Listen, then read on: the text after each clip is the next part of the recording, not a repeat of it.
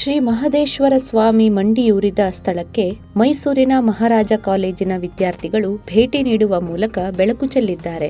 ವರುಣ ವಿಧಾನಸಭಾ ಕ್ಷೇತ್ರದ ನಂಜನಗೂಡು ತಾಲೂಕಿನ ಚುಂಚನಹಳ್ಳಿ ಗ್ರಾಮದಲ್ಲಿ ಮೈಸೂರು ಮಹಾರಾಜ ಕಾಲೇಜು ವತಿಯಿಂದ ರಾಷ್ಟ್ರೀಯ ಸೇವಾ ಯೋಜನೆ ವಿಶೇಷ ವಾರ್ಷಿಕ ಶಿಬಿರವನ್ನು ಹಮ್ಮಿಕೊಳ್ಳಲಾಗಿತ್ತು.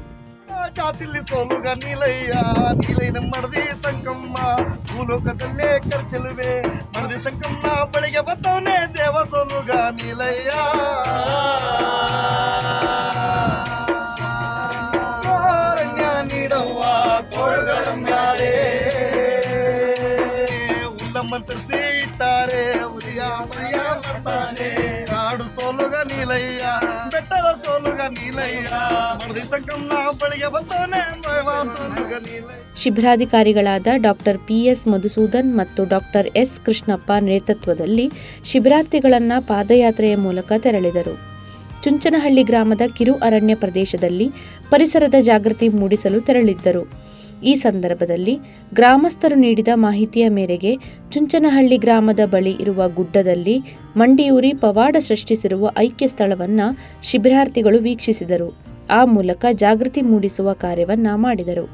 ಎನ್ಎಸ್ಎಸ್ ಶಿಬಿರ ಎಂದರೆ ಗ್ರಾಮಗಳತ್ತ ತೆರಳಿ ಸ್ವಚ್ಛತೆಯ ಬಗ್ಗೆ ಅರಿವು ಮೂಡಿಸುವುದು, ಜನರ ಜೀವನದ ಬದುಕಿನ ಶೈಲಿಯ ಬಗ್ಗೆ ತಿಳುವಳಿಕೆ ನೀಡುವುದು, ಯುವ ಪೀಳಿಗೆ ಪ್ರಮುಖವಾಗಿ ಜೀವನ ಶೈಲಿ ಬಗ್ಗೆ ಜಾಗೃತಿ ಮೂಡಿಸುವುದು ನಿರಂತರವಾಗಿ ನಡೆಯುತ್ತಿತ್ತು.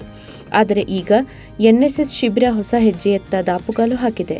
ಅದುವೇ ಗ್ರಾಮೀಣ ಜನರ ಬಗ್ಗೆ ಆಚಾರ ವಿಚಾರ ನಂಬಿಕೆಗಳನ್ನು ಮತ್ತು ಪವಾಡ ಪುರುಷರ ಇತಿಹಾಸಗಳನ್ನು ಹಾಗೂ ಅವರು ನಡೆದಾಡಿದ ಶಾಶ್ವತ ನೆಲೆಗಳ ಬಗ್ಗೆ ಸಂಶೋಧನೆ ಮಾಡಿ ಆಯಾ ಪ್ರದೇಶದ ಜನರಿಗೆ ಅರಿವು ಮೂಡಿಸುವಲ್ಲಿ ಮುಂದಾಗಿದ್ದಾರೆ.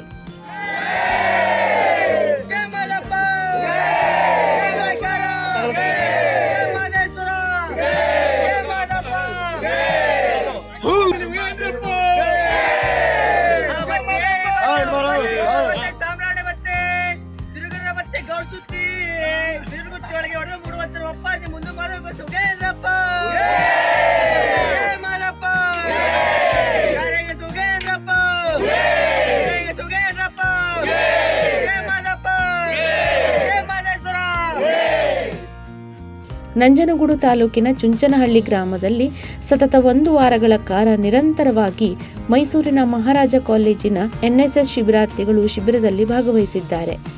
ಮಹದೇಶ್ವರ ಸ್ವಾಮಿ ಮಂಡಿಯೂರಿದ ಪವಾಡ ಸ್ಥಳದ ಇಂಚಿಂಚು ಮಾಹಿತಿಯನ್ನು ಪಡೆದುಕೊಂಡು ಇನ್ನಷ್ಟು ಸಂಶೋಧನೆಗೆ ಮುಂದಾಗಿದ್ದಾರೆ.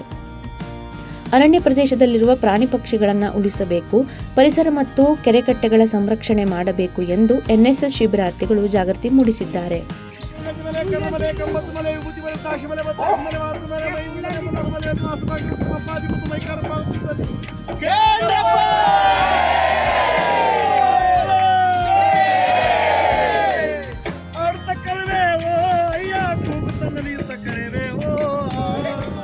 ಸುತ್ತೂರು ಮಠದ ದೇಶಿ ಕೇಂದ್ರ ಮಹಾಸ್ವಾಮಿಗಳ ಕಾಲದಲ್ಲಿ ಮಹೇಶ್ವರರು ಇಲ್ಲಿಗೆ ಬಂದಿದ್ದರಂತೆ. ಈ ವೇಳೆ ಅವರಿಗೆ ರಾಗಿ ಬೀಸುವ ಕಾಯಕವನ್ನ ನೀಡಿದ್ದರಂತೆ.